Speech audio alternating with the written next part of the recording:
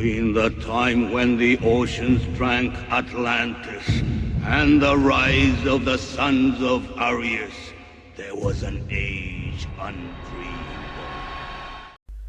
of. Ave, hijos del sol, bienvenidos a este nuevo capítulo y a este nuevo viaje al pasado. Hoy vamos a conocer un ser increíble. Todo el mundo reconoce esta figura. Ha ido pasando durante milenios hasta nuestra época. Pero, ¿y si la Esfinge existiera de verdad? ¿Hubiera sido una raza antediluviana, custodios y guardianes de templos? En la actualidad, prácticamente el ámbito de la Esfinge pasa a ser mitología. Sin embargo, hay textos antes del siglo III que apuntan que estos seres abundaban en grandes áreas de Oriente Próximo y Oriente Medio. Ahora, en nuestro tiempo, las esfinges pasan a ser instrumentos de la imaginación y del arte.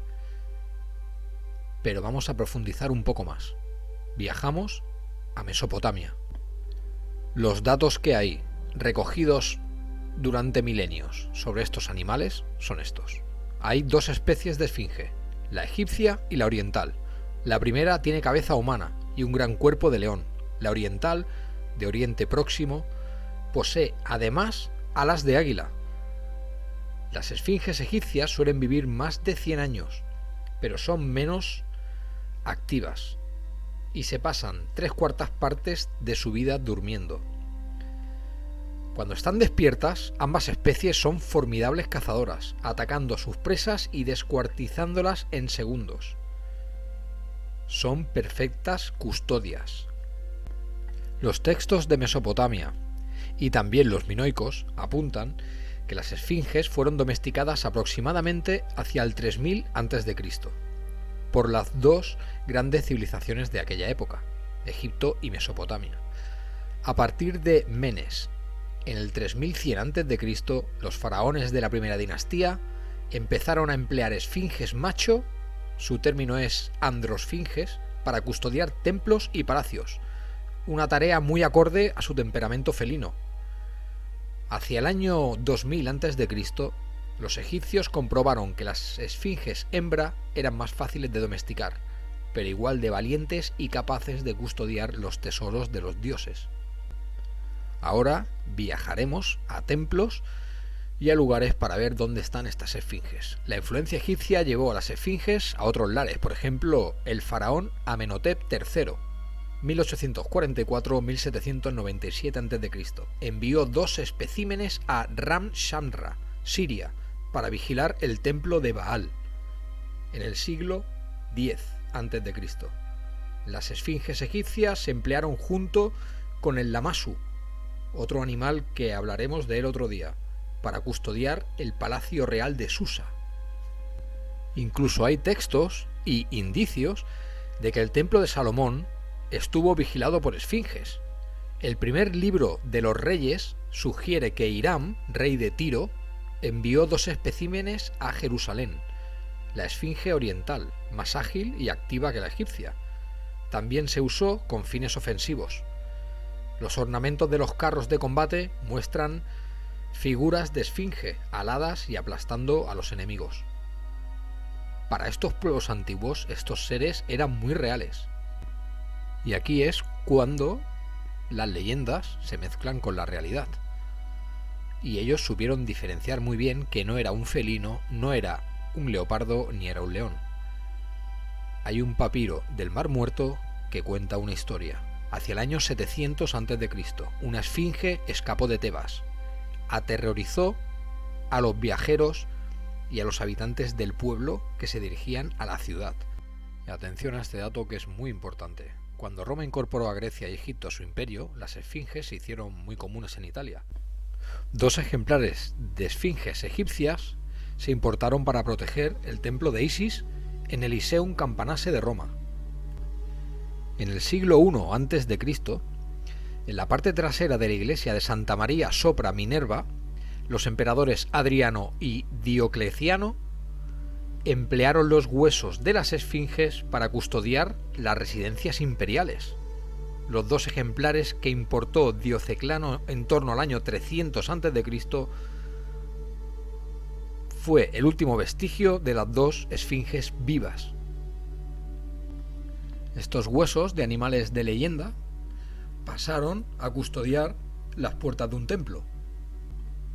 Hay otro dato sobre huesos que ahora mismo están en pertenencia de casas reales. Por ejemplo, en el año 200 a.C., una partida de caballeros llegaron al palacio de Split, en Croacia, con un cofre lleno de huesos de la última esfinge egipcia. Las esfinges llegaron a Europa de la mano de la civilización minoica, que importó Creta, ejemplares orientales, hacia el siglo IV a.C. Los griegos las empleaban para custodiar templos y tumbas, lo cual indica que tal vez fueran las únicas criaturas exóticas que no se alimentaban de carroña, mediante una escrupulosa reproducción y cría selectiva, un huevo cada 3 años. Las características de las esfinges helénicas empezaron a diferenciarse de las de ascendencia oriental. Recordemos que estamos en tierras de Anunnaki. Estos seres que han ido pasando por milenios posiblemente fueran una creación, una hibridación de custodios, guardianes o algún tipo de instrumento para ellos. Recordemos que el laboratorio era la tierra en sí. De ahí muchos animales inexplicables que salen en muchas leyendas, historias y en muchos textos de renombre. Por lo tanto, esta raza pudo existir como una criatura del pasado y simplemente llegaran pocos ejemplares a la época del 3000 o el 4000 a.C. Otro dato que hay que recordar de esta criatura es que formulaba preguntas a quien intentaba cruzar lo que ellos custodiaban. Y si fallabas, perdías la vida. Aquí tenemos un dato importante sobre estas criaturas, sobre la función que desempeñaban y sobre que no eran animales comunes. Y ahora vamos a hablar de otro animal, igualmente imponente. Los Lamassu son colosales tolos alados, con cabeza de hombre, como la esfinge. Pertenecen al género Homocephalis, criados para custodiar los palacios y templos asirios en épocas pasadas. Es posible que hace 3500 años sobrevivieran en zonas aisladas de la frontera turco-iraquí. Bueno amigos, espero que os haya gustado este pequeño viaje a la historia y a conocer los animales mitológicos que han ido pasando durante milenios y quizá tengan una raíz física y palpable. Y como nosotros decimos siempre, después de 10.000 años o de 5.000 años, ¿qué más va a quedar? Que reflejos en leyendas y en antiguos textos de criaturas que habitaron este mundo antes que nosotros y que han llegado a nuestra época en fábulas, cuentos o canciones. Bueno amigos, espero que os haya gustado el vídeo de hoy, así que nos vemos muy pronto y un abrazo muy fuerte. Adiós, hijos del sol.